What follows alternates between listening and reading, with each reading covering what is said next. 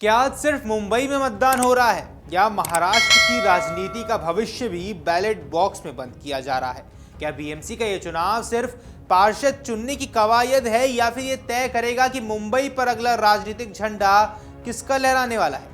देश की सबसे अमीर महानगर पालिका बृहन मुंबई महानगर पालिका यानी कि बीएमसी के लिए आज जब मतदाता अपने घरों से निकलकर वोट डाल रहे हैं तो दरअसल वे सिर्फ अपने वार्ड का प्रतिनिधि नहीं बल्कि मुंबई की सत्ता का रुख भी तय कर रहे हैं।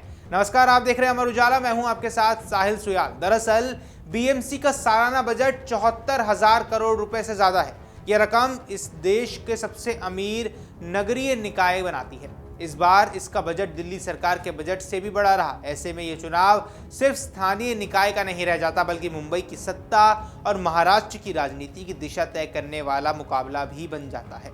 मुंबई जैसे महानगर में सड़क, पानी, सीवर, कचरा प्रबंधन, सरकारी अस्पताल, स्कूल, झुग्गी पुनर्विकास और आपदा प्रबंधन जैसे अहम जिम्मेदारियां बीएमसी के पास होती हैं। यानी जो पार्टी यहां काबिज होती है वो सीधे तौर पर करोड़ों मुंबईकरों की रोजमर्रा की जिंदगी को प्रभावित करती है। यही वजह है कि बीएमसी का चुनाव इतना अहम माना जाता है। जिस दल का यहां कब्जा होता है उसकी राजनीतिक पकड़ पूरे राज्य में मजबूत मानी जाती है। यही कारण है कि बीएमसी को अक्सर मुंबई की सत्ता का दरवाजा भी कहा जाता है। राजनीतिक दल जानते हैं कि अगर उन्होंने बीएमसी जीत ली तो महाराष्ट्र की राजनीति में उनका प्रभाव कई गुना बढ़ जाएगा। इस बार मैदान में मुकाबला बेहद दिलचस्प है। बीएमसी समेत 29 नगर पालिकाओं में कुल 15,931 उम्मीदवार अपनी किस्मत आजमा रहे हैं। हर वार्ड में कांटे की टक्कर है। सबसे बड़े दल ने अपनी पूरी ताकत झोंक दी है। मुंबई में यह चुनाव लोकसभा और आने वाले विधानसभा चुनावों का सेमीफाइनल भी माना जा रहा है। इन नतीजों से यह साफ हो जाएगा कि शहरी मतदाता किस रणनीतिक धारा के साथ खड़ा है। क्या वे भाजपा के साथ है, ठाकरे ब्रांड के साथ है या फिर कांग्रेस जैसे विकल्पों की ओर झुक रहा है। इस पूरे चुनाव की सबसे बड़ी कहानी ठाकरे बंधुओं की अग्नि परीक्षा भी है। शिवसेना के अध्यक्ष उद्धव ठाकरे और महाराष्ट्र नवनिर्माण सेना के प्रमुख राज ठाकरे पहली बार बीएमसी चुनाव में साथ उतरकर लड़ रहे हैं। माना जा रहा है कि ये गठबंधन मराठी वोटों के बंटवारे को रोकने के लिए किया गया है। अविवादित शिवसेना ने करीब 25 साल तक बीएमसी पर राज किया। मुंबई शिवसेना का गढ़ मानी जाती थी और बीएमसी उसकी सबसे बड़ी राजनीतिक ताकत थी। लेकिन पार्टी के दो फाड़ हो जाने के बाद ये पहला मौका है जब ठाकरे ब्रांड अपनी असली ताकत का इम्तिहान दे रहा है।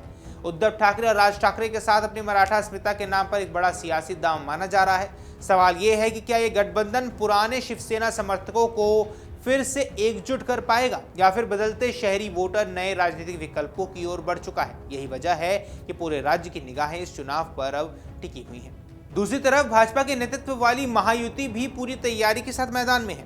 भाजपा और एकनाथ शिंदे के नेतृत्व वाली शिवसेना ने मिलकर इस बार मुंबई में सत्ता पर कब्जा जमाने की रणनीति बनाई है। इस बार उन्होंने अजीत पवार की एनसीपी को महायुति से बाहर रखा ताकि गैर हिंदू और अल्पसंख्यक मतदाताओं को बेहतर तरीके से आकर्षित किया जा सके। ये कदम इस बात का संकेत है कि भाजपा मुंबई के सामाजिक संतुलन को ध्यान में रखकर चुनावी गणित बैठा रही है।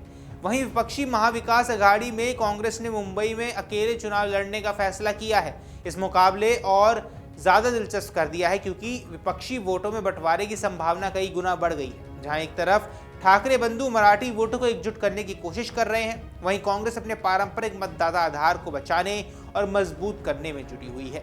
इस चुनाव के नतीजे सिर्फ मुंबई तक सीमित नहीं रहेंगे, इससे महाराष्ट्र की राजनीति में दिशा तय होने वाली है। अगर ठाकरे बंधुओं का गठबंधन मजबूत प्रदर्शन करता है तो इसे ठाकरे ब्रांड की वापसी के तौर पर देखा जाएगा।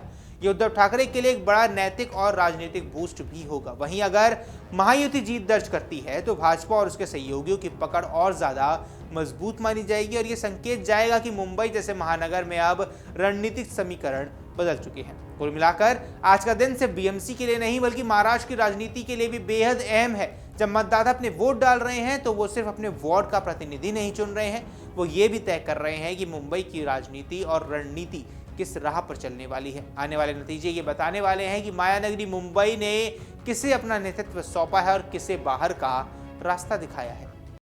अगर आप ये वीडियो YouTube पर देख रहे हैं तो हमारे चैनल को सब्सक्राइब कर बेल आइकन दबाएं और Facebook पर देख रहे हैं तो हमारे पेज को लाइक करें।